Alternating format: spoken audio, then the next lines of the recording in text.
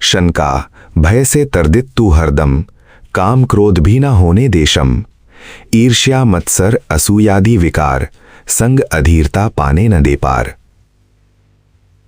मिथ्या मति और मिथ्या इरादा या संकल्प के साथ साथ फिर से सांसारिक जगत में उलझा मन अपने अंदर मिथ्या कर्म या पाप करवाने वाली कई एक प्रेरणाएं या कर्म करवाने वाला मानसिक यत्न भी अपने साथ रखता है।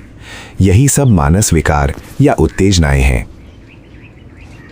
जैसे कि कई एक प्रकार की शंकाएं, जैसे कि कहीं मुझे दुख ना आ पड़े, मेरा सुख ना बिगड़ जाए, ये या वो व्यक्ति मेरा अनिष्ट ना कर दे, आगे आने वाले समय में मेरा क्या होगा, इत्यादि शंका या भय से मनुष्य सदा पीड़ित रहता है। इसलिए कई एक प्रकार से काम क्रोध भी उस मन में उत्पन्न होकर कई एक प्रकार से उस मन को प्रेरित करते रहते हैं।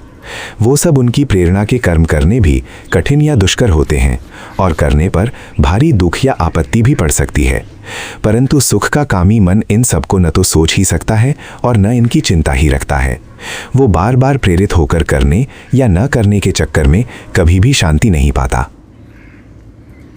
फिर से जगत में दूसरे के सुख की जलती हुई इच्छा रूप ईर्ष्या, वैसे ही दूसरे के सुख को देख जलन रूप मत्सर और दूसरों के गुणों में दोष बुद्धि या दोषों को निकालना और किन्हीं दूसरों के सम्मुख दूसरों के दोषों को प्रकट करने का भाव रूप असूया आदि विकार और इन्हीं दोषों के संग से सुख के लिए अधीरता और दुख में दुख टालने को भी अधीर होना अर्थात धैर्य रहित होना, ये सब जीव को सारे जगत के दुखों से पार नहीं जाने देते। वरना जो कुछ बाह्य सुख थोड़ा बहुत है भी उसे भी नष्ट करके व्यर्थ की उलझन में मनुष्य को उलझाए रखते हैं। ये अनावश्यक दूसरों के अच्छे बुरे को सोचता सोचता जीवन खोता जाता है।